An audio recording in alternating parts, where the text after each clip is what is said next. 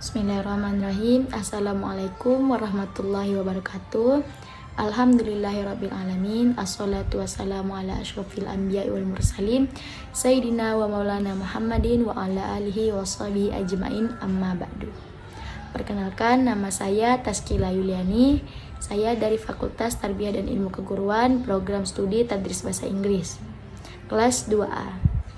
Di sini saya akan menyampaikan materi mengenai definisi hadis beserta uraian jenis-jenisnya dan contohnya masing-masing. Semoga apa yang saya sampaikan dapat memberikan pemahaman serta menambah wawasan kita mengenai ilmu hadis sebagai pondasi penting dalam ajaran umat Islam. Nah, berbicara mengenai definisi hadis terbagi menjadi dua definisi. Yang pertama itu secara bahasa dan yang kedua secara istilah.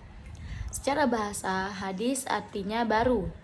Sedangkan secara istilah, hadis merupakan segala sesuatu yang disandarkan kepada Nabi Muhammad SAW, baik melalui perkataan, perbuatan, persetujuan maupun sifat Nabi Muhammad SAW. Contoh dari hadis yang berupa perkataan atau qauliyah itu seperti sabda Nabi Muhammad SAW, innamal a'malu binniyah, segala sesuatu perbuatan atau amal itu tergantung pada niatnya. Nah, itu kan Nabi yang langsung mengucapkannya, maka itu termasuk hadis qauliyah. Nah, yang kedua ada hadis yang berupa perbuatan atau fi'liyah. Nah, hadis ini biasanya Nabi melakukan sesuatu dan sahabat melihatnya, kemudian sahabat lalu meriwayatkannya. Nah, kemudian yang ketiga itu ada hadis berupa takririyah atau persetujuan.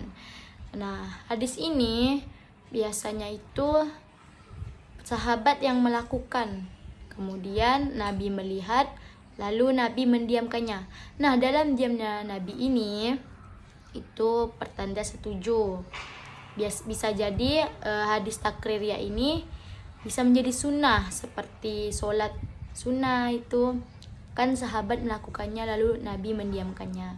Itu hadis berupa takririyah. Kemudian ada hadis yang terakhir, yaitu hadis dalam bentuk sifat Nabi.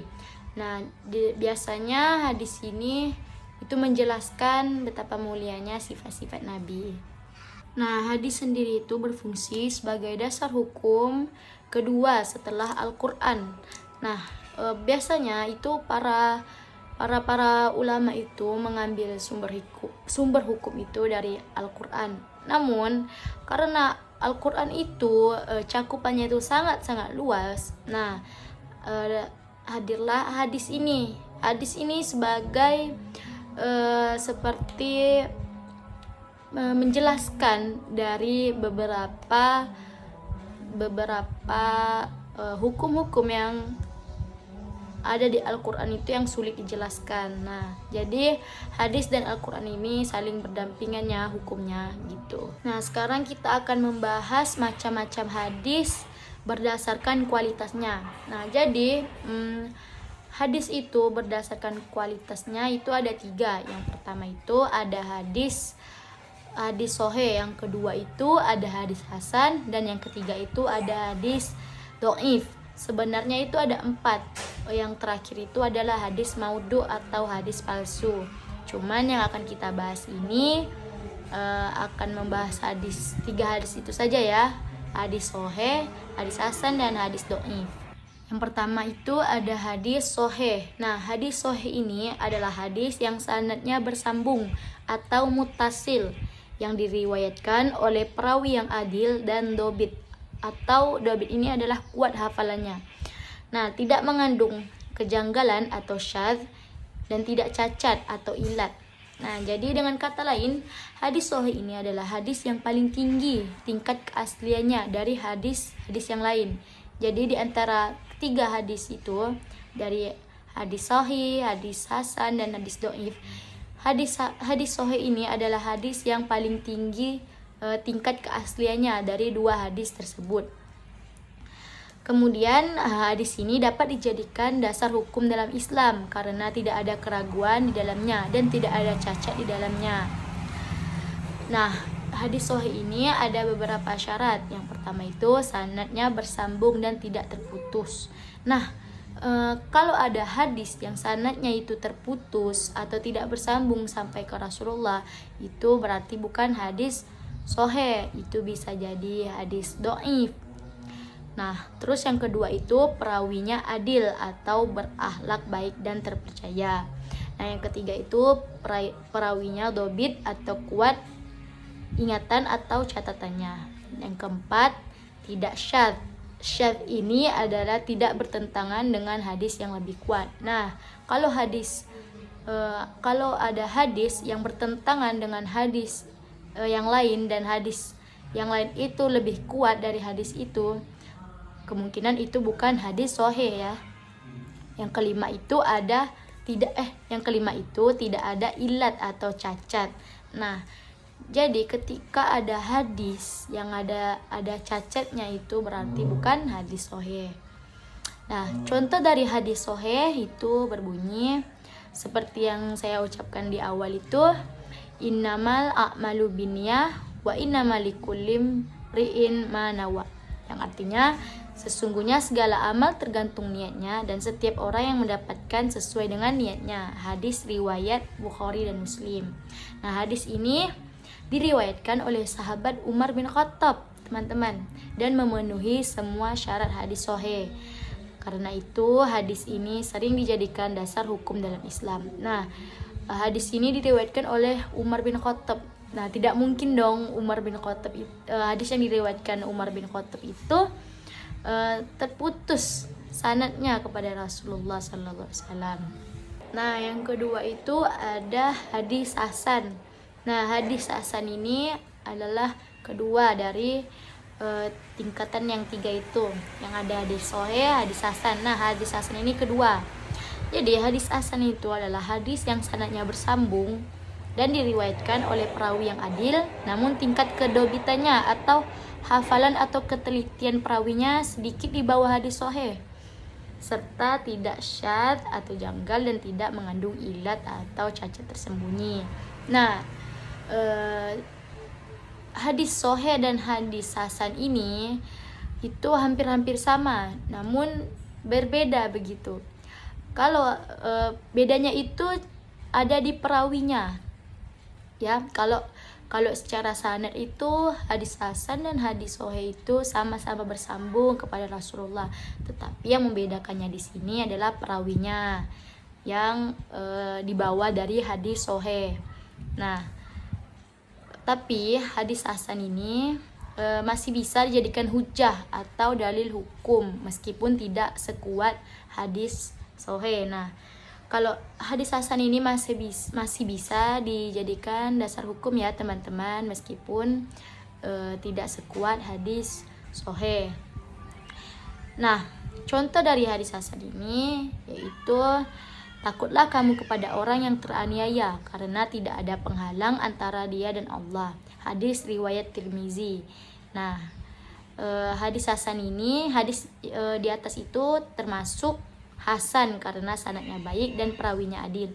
Namun perawinya itu tidak setingkat dengan perawi hadis sahih, yaitu Bukhari dan Muslim. Nah, kita masuk pada hadis yang ketiga, yaitu hadis dhaif atau hadis lemah. Nah, hadis dhaif ini adalah hadis yang tidak memenuhi syarat hadis sahih maupun hadis hasan. Artinya ada kelemahan dalam sanad atau perawinya. Nah, kalau yang tadi hadis hasan dan hadis sahih itu sama-sama sanadnya bersambung, terus perawinya adil dan dobit. Nah, berbeda dengan hadis dhaif ini. Hadis dhaif ini sanadnya itu terputus, kemudian perawinya tidak adil, terus perawinya itu tidak dobit atau hafalannya lemah. Nah, hadis dhaif ini juga terdapat ilat atau cacat tersembunyi atau syadz yang bertentangan dengan hadis yang lebih kuat. Nah, jadi kesimpulannya itu hadis dhaif ini tidak dapat dijadikan dalil dalam hukum syariat.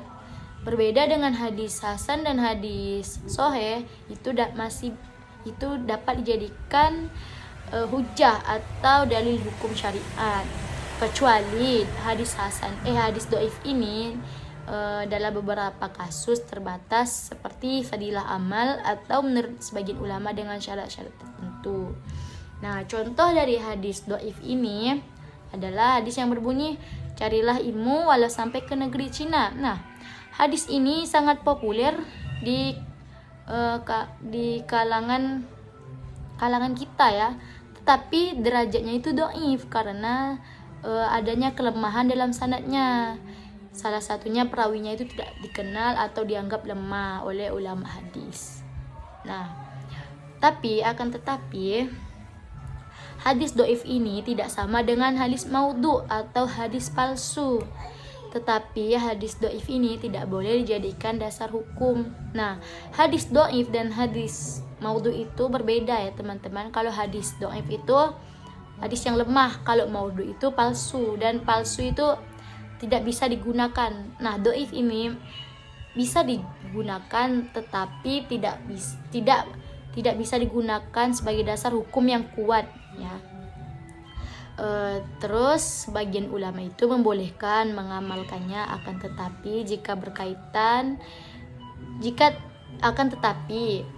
boleh mengamalkan, akan tetapi jika tidak berkaitan dengan akidah atau hukum wajib atau haram dan tidak bertentangan dengan hadis sahih.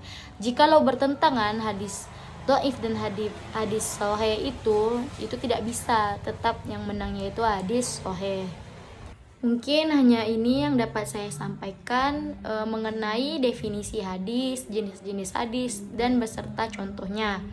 Mungkin teman-teman ada yang ingin menambahkan, silahkan tulis di kolom komentar ya, karena kita masih sama-sama belajar. Dan terima kasih telah menonton video saya sampai akhir. Saya tutup, wabillahi taufiq wal hidayah. Assalamualaikum warahmatullahi wabarakatuh. Bye.